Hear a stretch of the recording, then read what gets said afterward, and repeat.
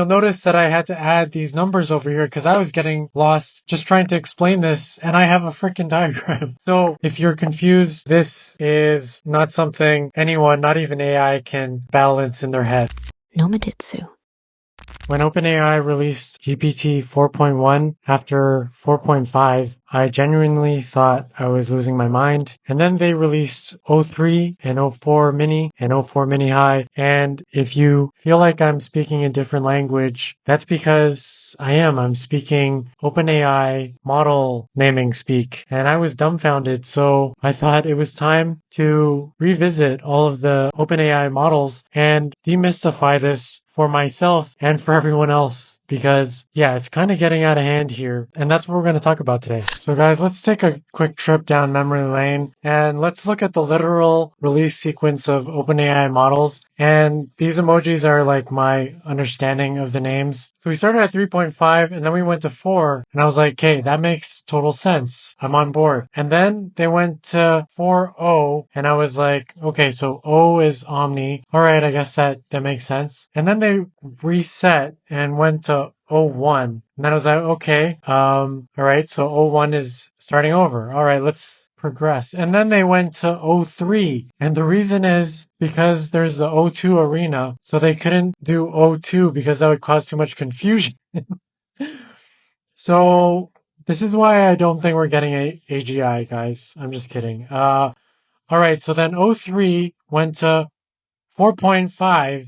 Okay, so we're going to talk about this a bit more, but yeah, there's like different flavors of ChatGPT. So 4.5 is like a continuation of the GPT series over here. So 4, and then we go to 4.5, and yeah, you could see I was already kind of super confused over here. And then now these are the current releases. So we got 4.0 again. So if you remember from back here, we had 4.0, but wait, this is 4.0 with image gen. So this is the Ghibli, the Studio Ghibli version that we have now. And then we got 4.1. This is where I just lost it. I was like, what just happened? When 4.1 came out, I even created a LinkedIn article to demystify what the heck was 4.1 and why did we go to 4.1 when we were already at 4.5. So from 4.1, then we went to O3 full. And if you remember, we had O3 over here. So yeah, I'm melting over here. Have no idea what's going on. And then along with that, they release O4 Mini and O4 Mini High. And that's when I said, okay, we got to do a video. So that's our little recap. And if you guys think I'm some OpenAI hater, I'm not. I love their new image generation features, and I'm a subscriber to the Plus plan. So no, I'm not a hater. I'm just following what Sam Altman himself said. How about we fix our model naming by this summer and everyone gets a few more months to make fun of us, which we very much deserve. Which is, they're going to fix the naming by summer. So we have a limited time to make fun of them. So he's inviting us. So I'm just taking him up on his offer. All right, let's proceed. So you may have seen on Twitter that people are claiming O3 is AGI, and I really wanted to believe them. And so I tried to use O3 for all the research tasks on this video. And unfortunately, I found myself going back to Perplexity and Claude for doing the research tasks. I found it was just way easier, more accurate. How's that for irony? Like ChatGPT couldn't be an expert on itself. But I will say that O3 did some really cool things in the research tasks that I'm going to show you now that I didn't see possible before, at least in my trials. So I'll show you that right now. So these are some of the cool things O3 generated for me when I was researching this. So I wanted it to generate a timeline of all the different GPT models. And you could see here what it did was it did a bunch of programming to visualize this, and then it exported an image. So let me show you that right now. So this is the actual chat where I generated that, and you could see it wrote its own code here, and then it exported this timeline, and then all of the labels were kind of squished together. So I asked it to fix that overlap issue, and it was able to generate it here. And something to note is when you generate these things, make sure to download them immediately, because if you don't download it immediately, it will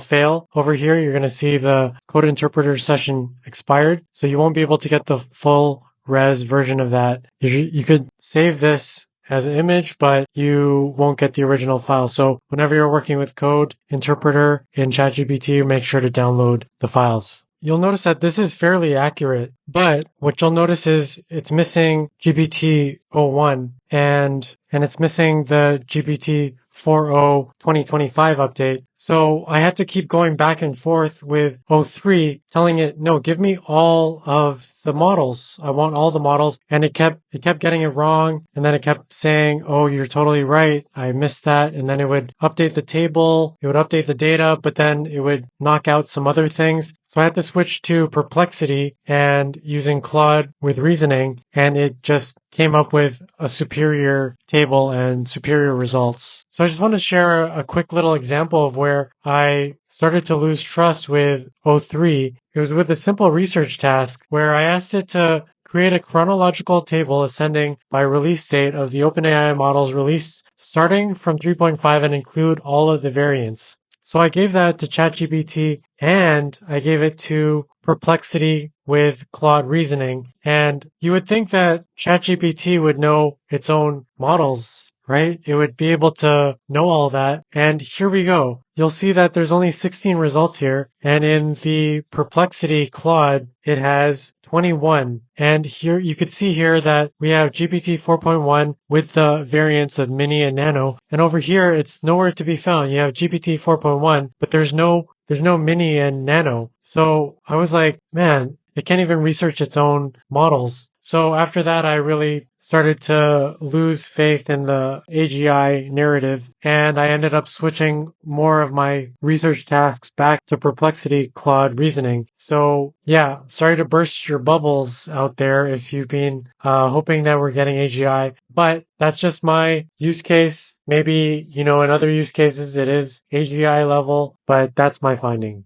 All right, so this is the most helpful chart that O3 gave me that really started to kind of clear things up for me, where it gave me this subway map view of how to think of the OpenAI models. We have here the original GPT series progressing over here, and then we have the GPT-4o, and we have the O1 models. Now, after thinking about this a bit more, this doesn't fill in the full picture. So again, not AGI. Now I'm going to annotate this in how I understand the GPT models, and hopefully that'll be helpful to you. All right, guys, so after further research, this is what I put together. This is my best understanding of the model so far. I could make mistakes. I could be wrong. If I am, comment down below, but this is how I've put the story together so far. Some more framing. I divided the AI model into 3 lines. We got the classic, we got the omni, and we got the reasoning. And for the legend over here, the one with the dashed line means it is discontinued or going to be discontinued, and the ones with a solid line are currently available. So yeah, I just wanted to frame up high level. So that's just a high level framing. Okay, so you'll notice I already made some changes. I added some dates so I could follow this chronologically. And speaking of, yeah, let's go down memory lane again, just like the beginning of this video, but with more detail so we could really wrap our heads around these models. So again, we have classic models up here. I added the Coca-Cola bottle to act as a visual anchor for us. Remember, these are the classic line. So these are text only, and we went from 3.5 to 4.0, that main to 4, and that made a lot of sense. And then from there, it just got kind of crazy. So from GPT-4, we went to GPT 4.0, and if you remember, that was the whole Scarlett Johansson controversy. We got the advanced voice mode, which was amazing, and it sounded awesome with Scarlett Johansson because it gave that whole her movie vibe. Everyone was looking forward to it, and then it got taken away from us. OpenAI, if you're listening,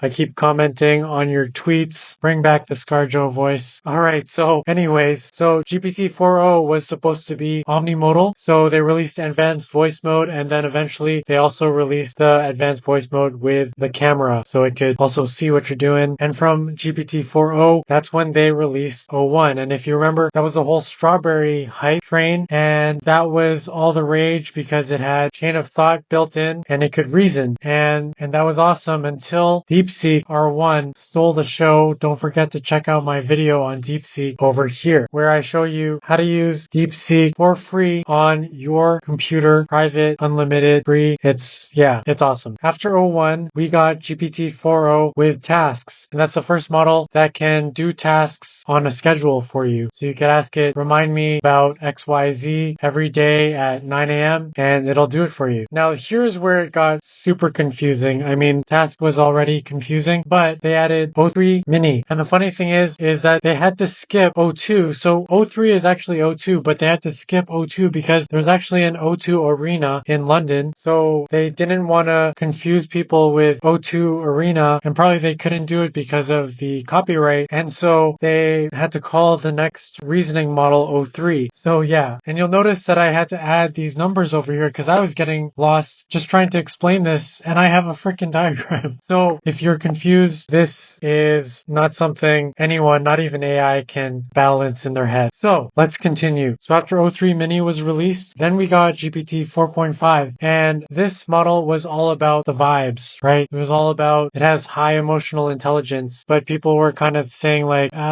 if you guys remember, they were hyping it as like, it's too powerful, like we need to put more regulations and safeguards on this, and like people almost didn't even notice the difference. It was all about vibes. I don't know about your experience, but when I was using it, I didn't really notice much of a difference. It was definitely better at writing than GPT-4o, but that's all that I personally noticed. Okay, and then after 4.5, the big update was GPT-4o, the image generation update. And of course, it's not confusing at all because they're using the exact same name as GPT-4o, the multimodal. So it's still multimodal, but it just had an image generation update. This is of course where the Ghibli craze came out, and we saw like all the memes being converted to Ghibli style, all the avatars going Ghibli style. So yeah, that was the next big thing. And then we got GPT 4.1, and that's when my brain really broke because I was asking myself like, didn't we just have GPT 4.5? Like, why did the number go down? And so what I found is that they're developing multiple of these models in parallel. So GPT 4.1 was already in progress along with GPT 4.5, and then GPT 4.1 eventually became the stronger model. It outperformed GPT 4.5, and it has this massive 1 million token context window. So that's why they deprecated GPT 4.5. It's going to be phased out soon as far as I've researched. So GPT 4.1 is the next generation for the classic models.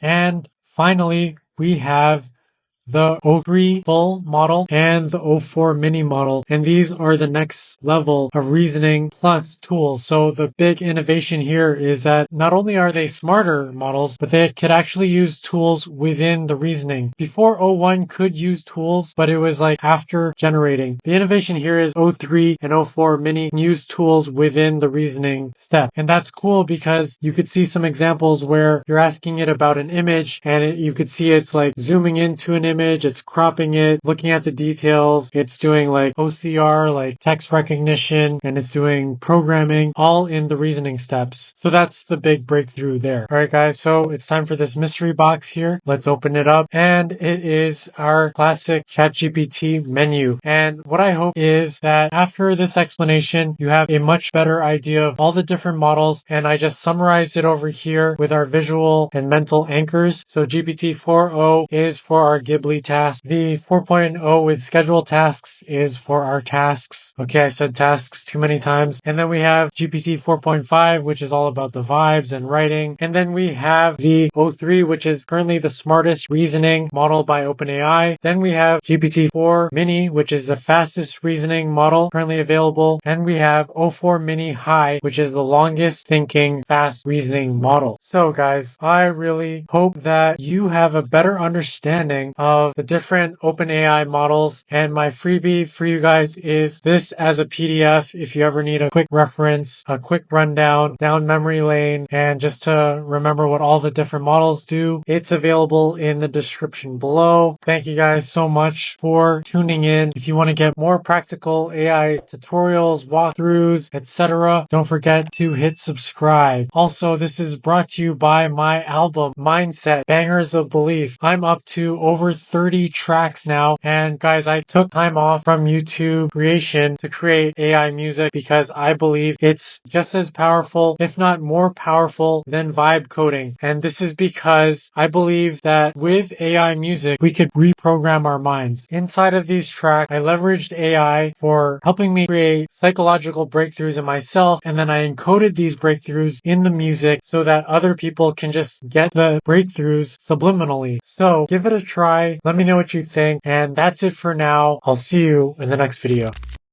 Nomaditsu.